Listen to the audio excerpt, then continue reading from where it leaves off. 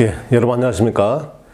오늘 송배전공학 17강-1이 되겠죠? 우리 교재를 보면은 8장 안정도에 대한 내용입니다. 자, 문제 1번이죠. 자, 96회 2교시 문제입니다. 과도 안정도 단단법에 대해서 설명하라. 자, 요 내용은 지난 학기 송배전공학 17강 과도 안정도 단단법 22년 1월 5일 방영한 유튜브 영상이 있습니다.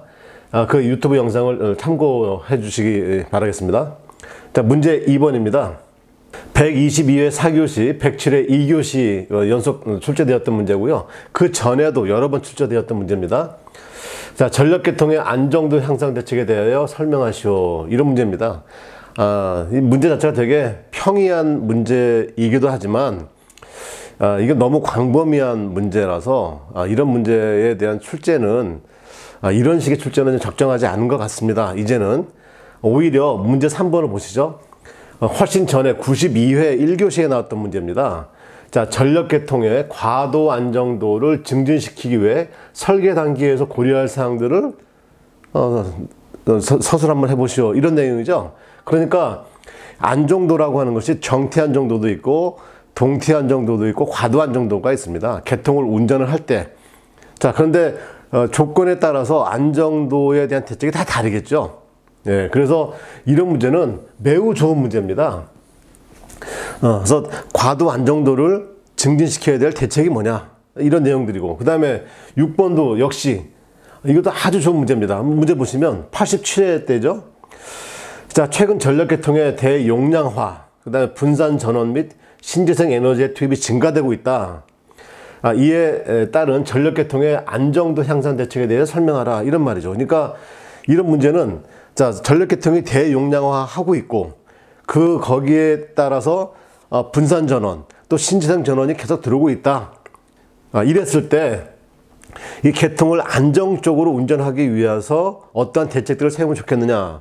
이런 것들은 이 실제로 뭐 분산 전원, 신재생 에너지를 내가 하고 있지 않다 하더라도 충분히 고려를 해볼 수 있는 아주 좋은 문제가 되는 거죠. 자, 그러면 계통이 점점점 대용량화하고 있는 거에 대한 안정화 대책이 무엇이냐.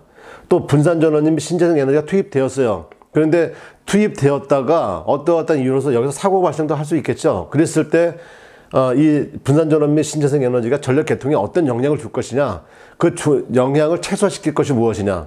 또 반대로 분산 전원 및 신재생 에너지가 계통에 투입돼서 운전하고 있는데 계통에서 문제가 생겼을 때 또 어떠한 또 대책을 세울 수 있을 것이냐, 이런 것들을 폭넓게 고민해 볼 수 있는 매우 좋은 문제입니다. 그러니까 앞으로 출제는 이런 식으로 이제 출제가 되어야 마땅하죠. 또 예를 들어서 대용량, 뭐 원자력 1기 아니면 신의 대용량 화력발전소가 계통에 투입돼서 운전하고 있다가 발전기 한 대 또는 두 대가 동시에 탈락하였다. 자, 이랬을 때 계통의 안정화 대책이 무엇이 있겠느냐 라고 이런 식의 질문을 해야 됩니다. 그러니까 지금 문제 2번 같은 질문은 이게 일반적인 질문이지만 잠시 한번 생각해 보면 참 무둔한 질문이에요. 마치 이런 거와 똑같은 겁니다. 사람은 무엇을 먹어야 건강할까요? 사람은 어떻게 해야 건강을 유지할 수 있을까요? 이런 얘기죠. 근데 이런 것은 적절하지 않은 문제예요. 그러니까 어떠한 병이 걸렸을 때 어떠한 음식이 좋을까요? 이렇게 물어봐야 되겠죠. 네, 그래서 저는 이런 식의 문제는 좀 지양해야 됩니다. 앞으로는. 자, 그 다음에 문제 4번 보겠습니다. 121회 1교시 문제였습니다. 자, 발전기의 여자 설비를 제어하는 계통 안정화 장치, 파워 시스템 스테빌라이저의 설치 목적, 그 다음에 동작 원리를 설명하라. 자, 요것은 121회에도 나왔었지만 그 전에도 한 번 더 나왔던 문제입니다. 그러니까 이제 계통에서 여자기를 제어하는 AVR이 소극여자 방식을 채용하기 시작했죠.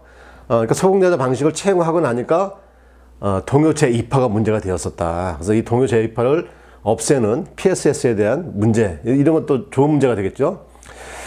자, 문제 5번입니다. 기출문제인데, 자, 재폐로 보호 방식에 대해서 서술하라. 그러니까 재폐로 보호 방식은 무슨 말입니까? 다시 폐한다 이런 말이죠. 여는 게 아니고 다시 투입한다 이런 말입니다.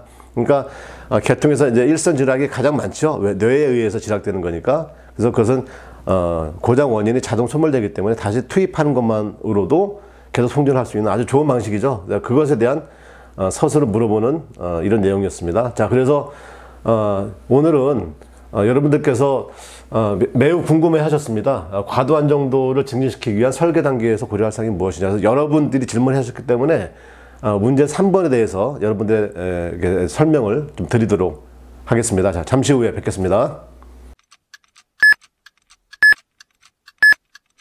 예, 과도한 정도를 설계 단계에서부터 향상시킬 수 있는 방법이 무엇이 있겠느냐. 그걸 간단히 한번 보시죠. 우리 과도 안정도라고 하는 개념이 뭐였습니까? 정태 안정도와 다른 개념이죠. 과도 안정도는 지금 계통에서 사고가 발생을 했습니다. 이 발생을 한 사고 때문에 기계적 입력과 전기적 출력의 차가 발생을 해서 그래서 그 차에 의해서 발전기가 지금 과속을 하고 있는 상황이 되는 거죠. 과속을 해서 위상각이 점점 늘어난다거나 아니면 각속도가 점점 증가를 해서 결국 탈조를 하게 되는 이런 상황이 지금 계통에서 발생을 하고 있다는 얘기죠.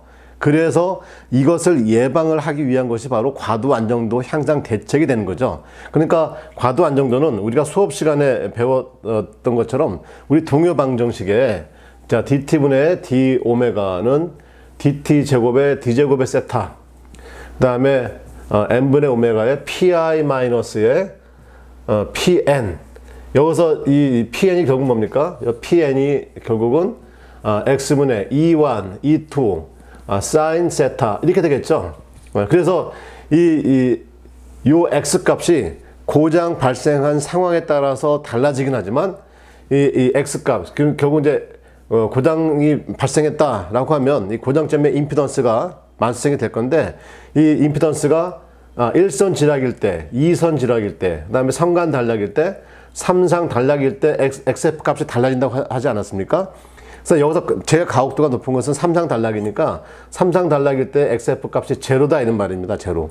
그러면 이 제로가 되면은 자, X1A, X1B, 그 다음에 XF분의 X1A, X1B분의 E1, E2 사인 세타 이렇게 되니까 이게 제로니까 분모값이 얼마가 돼요? 무한대가 되고 전체 값은 제로가 되는 거죠. 그래서 PN 값이 갑자기 제로가 되는 거죠. 그러니까 발전기 입장에서는 기계적 입력이 들어오는데 출력을 낼 수가 없는 거예요. 그렇죠? 그래서 발전기가 과속이 되는 거죠. 자, 그러면 자, 우리 이 송전선의 2회선이라고 합시다. 이제 부하 쪽 전력 공급을 하는데 1선에서 지금 3상 단락이 발생을 했습니다. 3상 단락이 발생해서 이 전체 전달 임피던스가 매우 커져서 지금 송전이 안 된다는 말입니다. 송전 전력이 안 되고 있습니다. 그래서 발전기가 가속하고 있어요. 무엇을 해야 될까요? 예, 이때는 뭐냐면 가장 먼저 차단을 해야 됩니다. 그렇죠? 차단을 해서 분리를 시켜줘야 되죠. 왜 분리를 해야 되느냐? 분리를 했을 때는 무엇이 커지게 되냐면 여러분들 다 한번 기억을 한번 해보십시오. 자, 우리가 등면적법을 보게 되면 뭐 3상 단락이다. 여전 뭐 너무 없으면 그림이 표현이 좀 애매하니까 자, 정상 운전 시, 그 다음에 1회선 운전 시, 또 고장 시, 이래서 이만큼이 이제 PI다 이런 말이죠. PI입니다. 자, 이랬을 때 지금 고장이 발생됐으니까 참 여기서 세타 제로에서 운전 중일 때 고장 발생되니까 어떻게 돼요? 계속 이동되니까 여기 가속 면적이 어떻게 됩니까? 점점 증가하고 있죠. 이 가속 면적이 증가를 하고 있다는 얘기는 결국 이 계속 과속을 하고 있다고 하는 것이니까 어쨌든지 간에 세타 1에서 차단을 시켜줘야 됩니다. 차단을 시켜야 그 다음에 어떻게 돼요? 감속 면적이 증가하는 것이죠. 그러니까 과도 안정도를 증가시키겠다라고 하면 고장이 발생되었을 때 무엇을 해야 됩니까? 차단입니다. 차단. 자, 차단을 하려고 하면 차단기가 임의로 작동하는 것이 아니고 보호 개전기에서 지령을 받아야 되죠. 그래서 결국 보호 개전기와 차단기가 고속도로 되어져야 된다라고 하는 것이 전제 조건이 되겠죠. 그러면 일단 차단됐습니다. 그럼 차단된 이후에 자, 고장에 따라 다르겠지만 일선 지락은 뇌에 의해서 순간적인 고장이 되는 것이죠. 그러다 보니까 공기의 절연이 회복되게 되면 계속 송전이 가능한 거죠. 그렇기 때문에 일선 지략이 발생되었다라고 했을 때의 과도 안정도를 높이는 방법은 차단 이후의 복구죠. 복구를 얼마큼 빨리 할 것이냐. 결국 일선 지략인 경우에는 재폐로를 얼만큼 빨리 해줄 것이냐가 관건이 되겠죠. 그렇지 않겠습니까?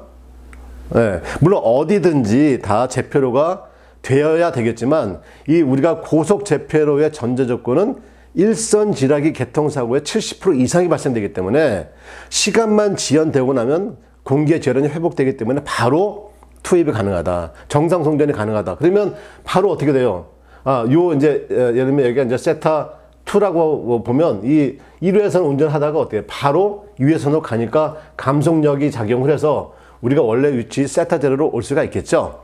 네, 그래서 이 과도 안정도를 높이는 것에 있어서의 우리가 고민을 해야 될 부분은 바로 빠른 시간 내에 순시 차단.